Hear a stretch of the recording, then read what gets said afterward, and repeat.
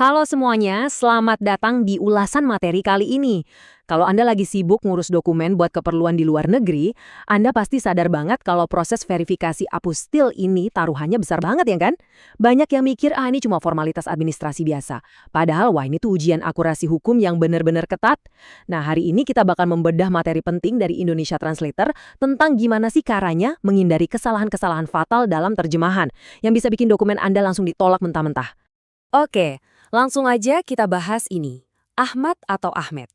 Kelihatannya sepele banget kan? Paling cuma salah ketik biasa. Tapi, tunggu dulu.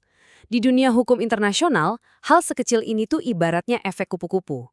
Bayangin aja, cuma gara-gara satu huruf yang beda di nama Anda, itu bisa memicu badai penolakan hukum yang pastinya bakal menguras waktu dan dompet Anda.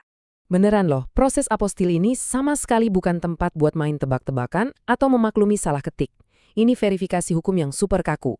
Kalau pejabat verifikator melihat ada ketidaksesuaian sedikit aja antara dokumen asli sama terjemahannya, mereka nggak bakal buang waktu buat menebak maksud Anda apa.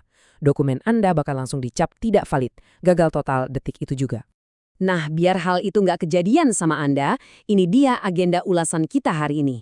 Pertama, kita bahas bahaya penolakan apostel. Kedua, jebakan identitas dan data. Ketiga, konsistensi antar dokumen. Keempat, standar medis dan format. Dan yang terakhir, tips terhindar penolakan. Pas ulasan ini selesai, Anda dijamin udah punya trik jitu buat menaklukkan birokrasi ini. Kita masuk ke bagian pertama, bahaya penolakan apostil. Menghindari terjemahan ilegal. Ini dia nih jebakan paling umum yang sering banget bikin pemohon tersandung, yaitu meremehkan siapa yang sebenarnya punya otoritas buat menerjemahkan dokumen tersebut. Sering kan kita kepikiran, pakai jasa penerjemah lepas biasa aja deh biar hemat, atau malah yang lebih parah, pakai alat AI aja, gampang. Wah, jangan sampai deh. Menggunakan penerjemah biasa, mesin AI, atau freelancer yang nggak punya sumpah pengadilan, itu bakal bikin dokumen Anda didiskualifikasi saat itu juga. Otoritas hukum internasional benar-benar nggak mau menerima terjemahan dari sumber yang nggak punya dasar hukum. Terus solusinya apa dong? Jawabannya, terjemahan tersumpah. Simpelnya, ini tuh representasi resmi berbadan hukum dari dokumen asli yang 100% mencerminkan isi aslinya.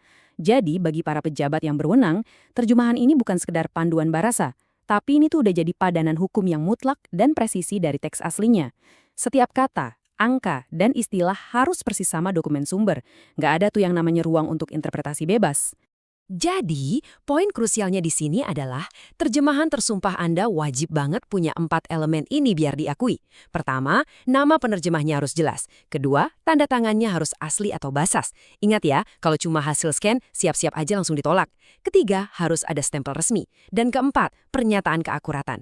Kurang satu aja dari elemen ini, ya udah, dokumen Anda otomatis kandas di tahap verifikasi awal. Lanjut ke bagian 2, jebakan identitas dan data. Detail kecil yang fatal. Sadar nggak sih kalau data pribadi kita itu ibarat ladang ranjau yang penuh banget sama potensi kesalahan teknis? Coba kita lihat yang namanya jebakan format tanggal. Di Indonesia kan kita biasa nulis 03 garis miring 07 garis miring 1995 buat tanggal 3 Juli. Tapi kalau ini nggak diterjemahkan pakai format internasional yang benar, pejabat di luar negeri bisa aja membacanya jadi tanggal 7 Maret.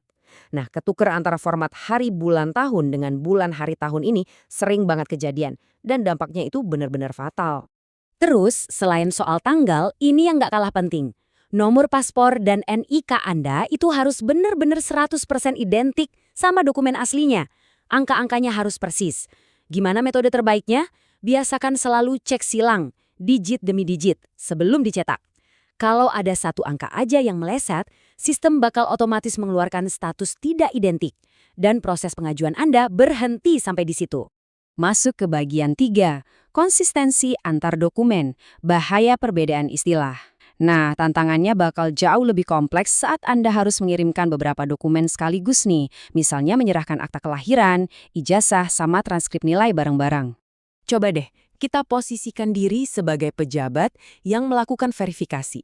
Mereka itu udah dilatih khusus buat secara aktif memburu hal ini. Buat mereka, yang namanya inkonsistensi itu adalah lampu merah yang pasti ujung-ujungnya penolakan. Itu adalah peringatan keras kalau ada sesuatu yang nggak beres sama keabsahan dokumen Anda.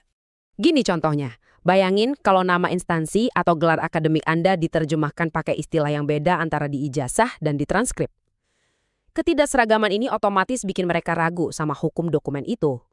Trik paling ampuh buat menghindari ini adalah bikin semacam glosarium atau daftar istilah khusus di awal proses terjemahan. Jadi semua nama, gelar, dan institusi itu diterjemahkan secara konsisten di semua halaman. Ini sangat membuktikan keaslian dan profesionalitas pengajuan Anda. Oke, bagian 4. Standar medis dan format. Regulasi lintas negara. Untuk jenis-jenis dokumen khusus ini, Anda butuh tingkat presisi yang jauh lebih tinggi lagi. Beda cerita nih sama dokumen hukum biasa. Dokumen medis itu punya standar internasionalnya sendiri. Istilah diagnosis atau prosedur kesehatan itu wajib mematuhi regulasi yang super ketat, seperti standar kode ICD dari WHO. Jadi kalau Anda menerjemahkan rekam medis tapi pakai istilah umum alih-alih terminologi medis yang baku, wah udah pasti dokumen itu nggak akan diterima sama otoritas medis atau imigrasi di negara tujuan. Dan di sini kita harus membongkar satu mitos besar yang sering dipercaya orang. Banyak yang berasumsi, dokumen aslinya kan udah bahasa Inggris, pasti otomatis lolos dong. Wah, ini salah besar. Walaupun udah dalam bahasa Inggris, dokumen tersebut seringkali tetap butuh diverifikasi sama pihak penerbit, butuh dilegalisasi, dan bahkan bisa butuh terjemahan tersumpah tambahan kalau format atau istilahnya ternyata nggak selaras sama standar di negara tujuan. Akhirnya kita sampai di bagian 5, tips terhindar penolakan, checklist keberhasilan Anda. Sekarang, siap-siap ya, kita bakal ngebahas langkah-langkah preventif yang bisa langsung Anda aplikasikan. Ini dia 4 aturan emas yang wajib ada di checklist Anda untuk menyelamatkan waktu dan uang. 1. Gunakan ahlinya, yaitu penerjemah tersumpah yang udah sah. 2. Cek data berlapis, pastikan data identitas pribadi Anda sangat presisi. 3. Jaga konsistensi, jaga keseragaman terminologi di setiap dokumen. Dan yang keempat, pahami format standar hukumnya. Pastikan tata letak dan istilah dokumen sudah selaras dengan standar yang disyaratkan. Nah, angka 15 yang besar ini bukan sekedar pajangan. Ini mewakili 15 tahun pengalaman jam terbang yang dibawa sama Indonesia Translator untuk membantu Anda. Buat Anda yang mungkin lagi pusing mencari panduan profesional, apalagi bagi WNI yang lagi mengurus dokumen dari luar negeri, pengalaman panjang seperti inilah yang jadi kunci untuk memecahkan segala kerumitan birokrasi ini. Intinya sih, Anda nggak perlu capek-capek menavigasi labirin birokrasi ini sendirian dengan menggunakan layanan terstruktur yang menawarkan proses legalisasi lengkap, mulai dari Kemenkumham, Kemenlu, Kedutaan, sampai layanan apostil internasional yang penuh. Itu udah jadi garansi kalau dokumen Anda nggak cuma diterjemahkan dengan akurat, tapi juga sah secara hukum dimanapun Anda membutuhkannya.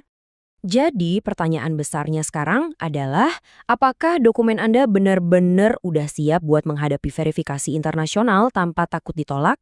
Setelah tahu semua jebakan-jebakan tadi, yuk coba periksa lagi tumpukan kertas Anda dengan checklist yang udah kita bahas sebelum dikirimkan.